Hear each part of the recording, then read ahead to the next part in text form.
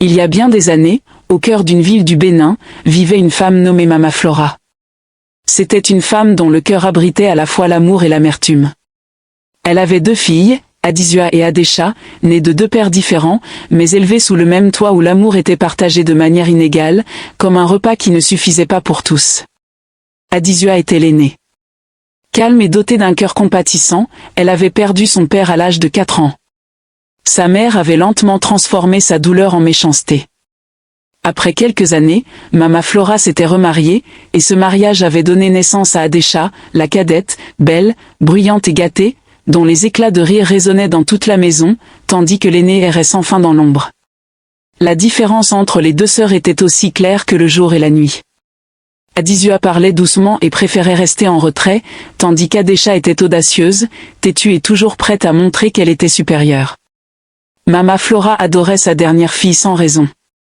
Elle lui offrait les plus beaux vêtements, la plus grande part de nourriture et les compliments les plus chaleureux, laissant Adisua avaler la douleur d'être invisible. Adisua, disait Mama Flora d'un ton sec, ne pourrais-tu pas être un peu plus comme ta sœur? Regarde comme Adesha brille. Elle est toujours soignée et belle. Toi, tu portes ton visage comme une vieille femme. Et Adisua, même blessée, souriait simplement, car elle avait depuis longtemps accepté sa place dans le cœur de sa mère. Elle était habituée à être comparée, blâmée ou ignorée. Alors, elle avait appris à se taire quand cela faisait mal. En grandissant, la beauté d'Adesha devint sa fierté et son arme. Grande et sûre d'elle, elle se comportait comme si le monde entier existait pour la satisfaire. Elle aimait les choses chères et ne cachait pas son désir d'épouser un homme riche. Adisua, en revanche, se contentait de sa vie actuelle, son travail d'enseignante à l'école Nosby, ses rares amis de l'église et la paix que lui apportait une vie simple. Puis, un jour, la vie d'Adisua changea quand elle rencontra Noag. C'était un homme calme, respectueux et travailleur. Il commença par être un bon ami. Il venait la chercher après le travail, lui apportait parfois du maïs grillé et l'écoutait parler sans l'interrompre. Mais quand il vint voir Mama Flora pour la première fois, vêtue d'une simple chemise et conduisant une vieille Toyota Camry, le visage de la femme se figea, comme si elle venait d'apprendre une mauvaise nouvelle. « Là alors, c'est lui, l'homme ?» demanda-t-elle en le détaillant de la tête aux pieds.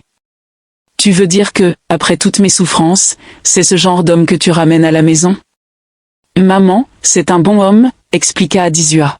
« Et il m'aime. » Mama Flora rétorqua, « L'amour ne prépare pas la soupe.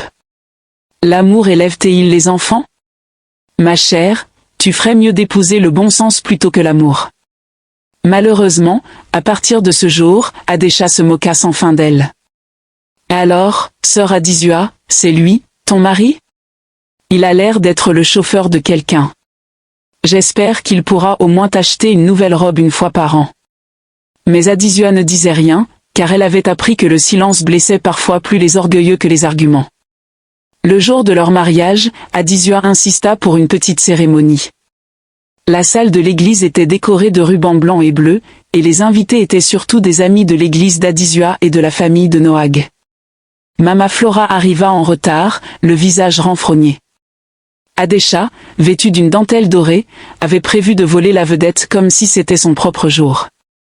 Elles s'assirent ensemble et chuchotèrent que Adisua avait épousé un homme pauvre. Elle disait que les chaussures de Noag avaient l'air bon marché et que même la voiture de mariage avait de la rouille sur la portière.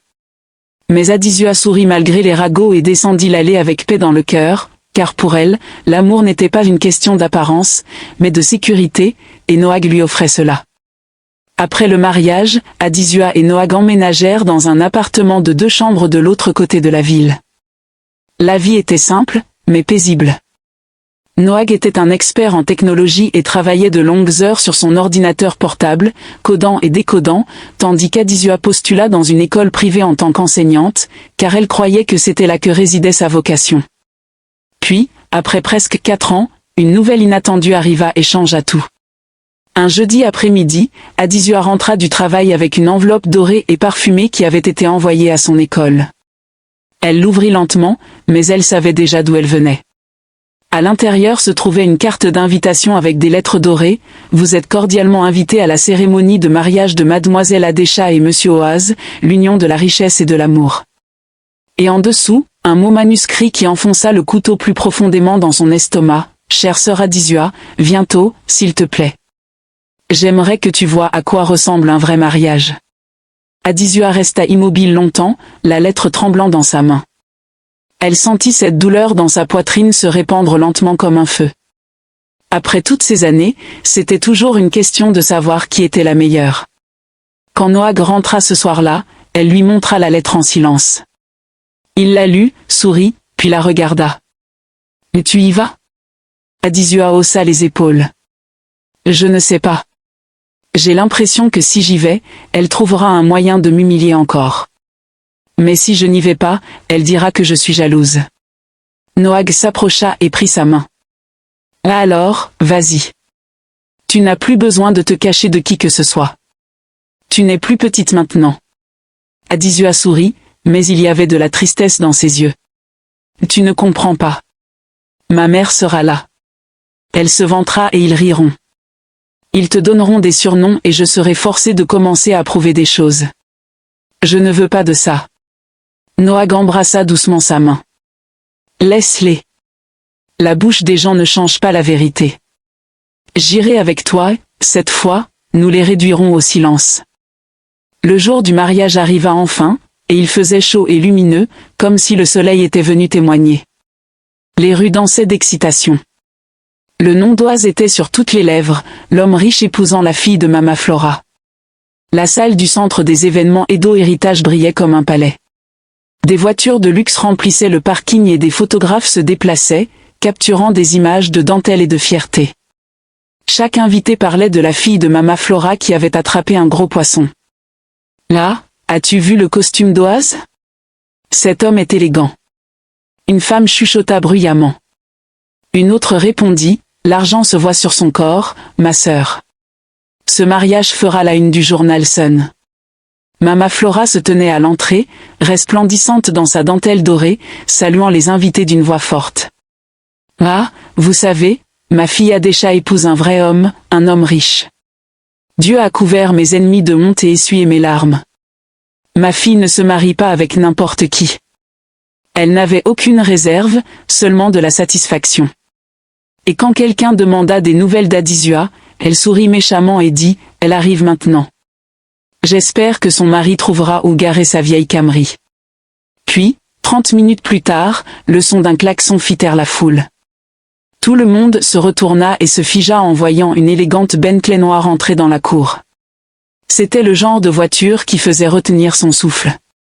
Elle se déplaçait avec grâce, comme le pouvoir déguisé en beauté.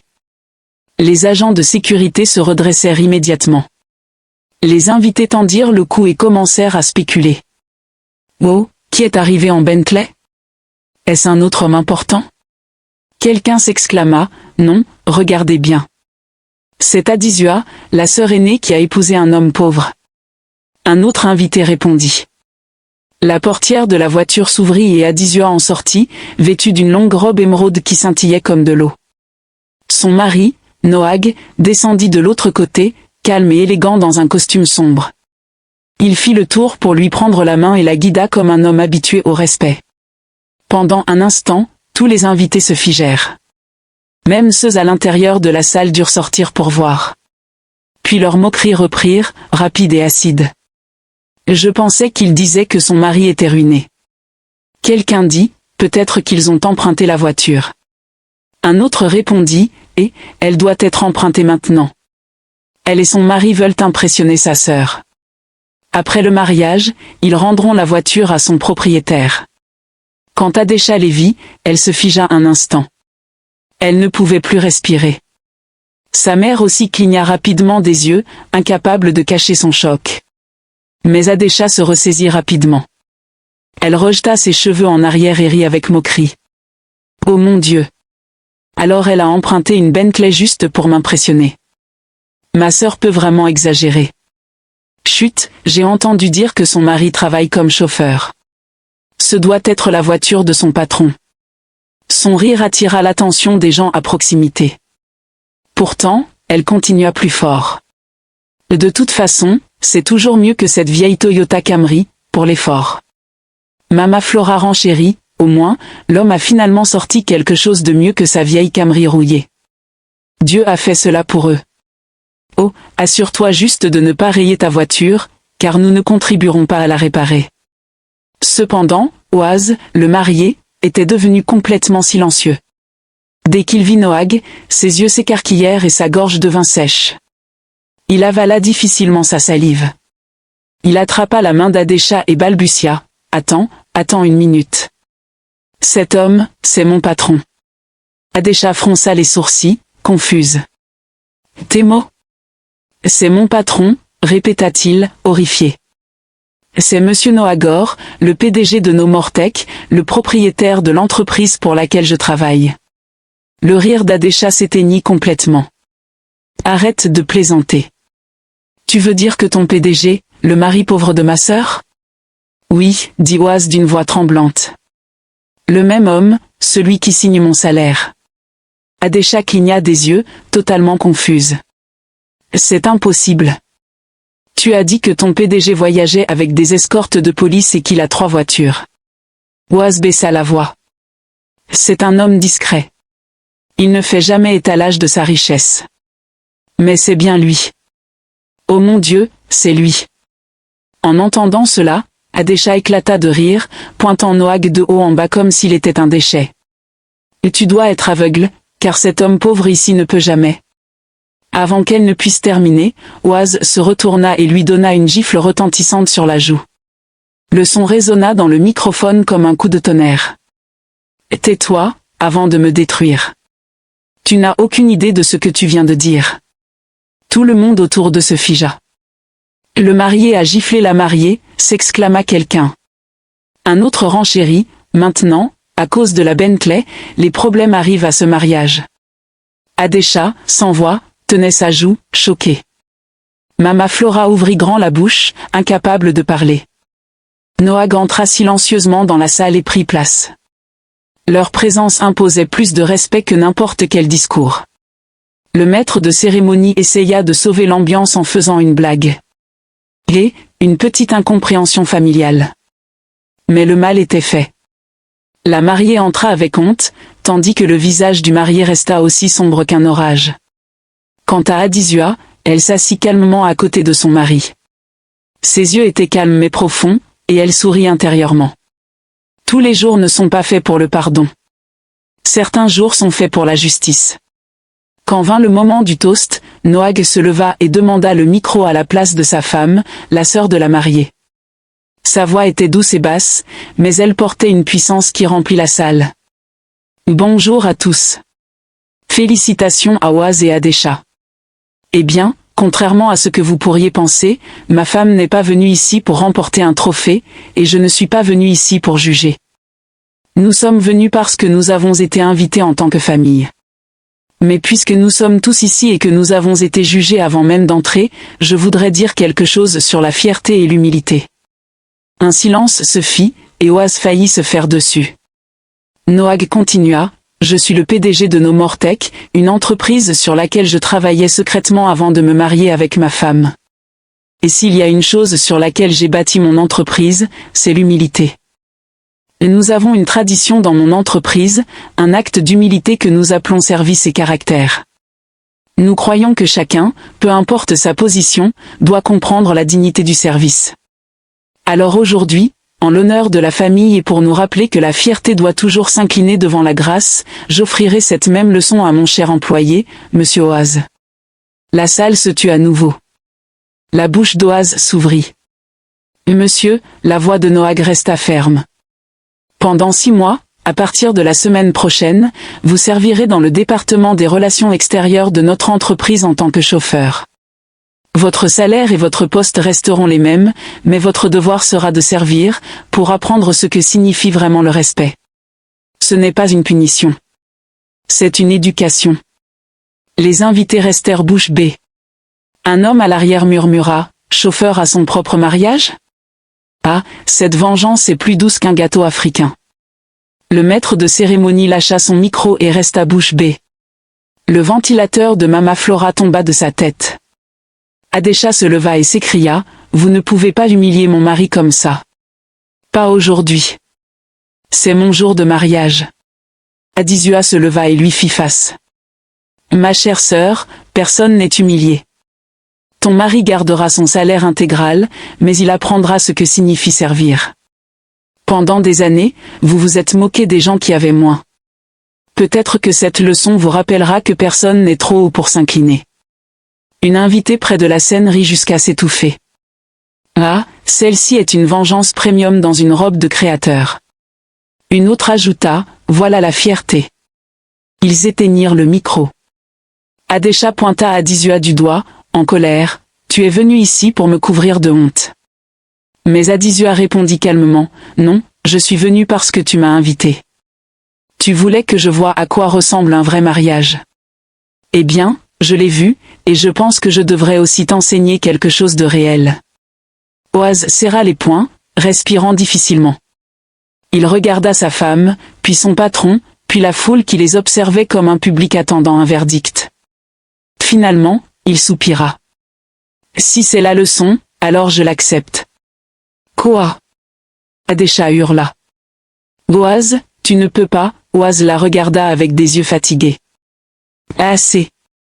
Que cela s'arrête ici. Je ne peux pas perdre mon travail. J'ai accepté leurs conditions. La foule éclata de surprise. Certains applaudirent avec admiration, d'autres rirent. Regarde comme il a l'air humble maintenant. C'est mieux que de jouer les grands. Un homme dit, 6 mois de formation de chauffeur ne le tueront pas, une autre personne répondit. Adesha voulait s'enfuir, s'effondrer et frotter son visage pour effacer cette honte publique. Mais il était trop tard. Quant à Mama Flora, sa fierté déforma son visage et la brûla. Le mariage se poursuivit de manière irrégulière, et les gens chuchotaient dans les coins à propos du vœu inhabituel qui avait été fait, et de la façon dont la mariée, qui avait prévu de triompher, s'était vue servir un thé amer. Le lendemain matin du mariage, on aurait dit que chaque rue de la ville avait été rebaptisée par les nouvelles rumeurs. L'histoire du mariage où le marié était devenu chauffeur devint un sujet brûlant. Elle était partout sur les réseaux sociaux, dans les marchés, et même dans les émissions de potins à la radio. As-tu entendu que le beau-frère de la mariée a fait de son marié le chauffeur de son entreprise? Une femme rit en achetant des tomates. Elle a reçu une leçon amère. Une autre dit, si tu te moques des gens, assure-toi que ta bouche a une assurance. Fidèle à sa parole, Oaz se présenta au bureau des relations extérieures le lundi matin suivant. Il portait une chemise et un pantalon simple. Le personnel le salua avec respect, mais certains ne purent cacher leur amusement. Bonjour, chauffeur. Non, l'un d'eux taquina. Oaz sourit et s'inclina. Bonjour. Au travail. Et ainsi, chaque jour pendant 6 mois, il conduisit le personnel chaque fois qu'il devait sortir pour des raisons professionnelles. Il conduisait même les employés les moins gradés et apprit à attendre sous le soleil sans se plaindre. Son salaire ne baissa jamais. Mais son cœur changea alors qu'il commença à comprendre que la dignité n'avait rien à voir avec les voitures ou les vêtements. Pendant ce temps, Adesha avait du mal à montrer son visage en public. Au début, elle refusa de rendre visite au bureau de son mari. Ensuite, elle évita l'église. Puis elle cessa de répondre aux appels de ses amis qui ne voulaient que réentendre l'histoire.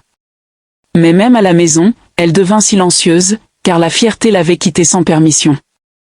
Jusqu'à ce matin où elle demanda à rencontrer Adisua dans la maison familiale. Après que Mama Flora se soit réconciliée avec Adisua, Adesha tomba à genoux. « Sœur, je suis désolée. Je me suis moquée de toi. Je me suis moquée de ton mari. Je pensais que j'étais toujours la meilleure. Mais je vois maintenant que j'étais la plus sotte. » Adisua la regarda longuement et calmement. « Je ne l'ai pas fait pour te détruire, Adesha. Je l'ai fait pour te rappeler que les personnes que tu méprises aujourd'hui pourraient être celles devant lesquelles tu t'inclineras demain. Tous les jours ne sont pas faits pour le pardon. Certains jours sont faits pour la correction. » Adesha hocha la tête entre les larmes. Recouvrera-t-il un jour son respect? Cela dépend de la façon dont vous vivrez tous les deux après cela, répondit Adisua. Quelques semaines plus tard, quand les 6 mois furent écoulés, Noag appela Oaz dans son bureau. « Tu as bien fait, dit-il. Tu as appris quelque chose que l'argent ne peut pas enseigner. Maintenant, tu peux retourner à ton département en tant qu'homme meilleur et avec une augmentation. Oaz sourit et baissa la tête. Merci, monsieur. Je n'oublierai jamais cette leçon. Ce week-end-là, lui et Adesha rendirent visite à Adizua et son mari à la maison. Et pour la première fois, les deux sœurs s'étreignirent pleinement, depuis un lieu de fierté brisée et de respect renaissant.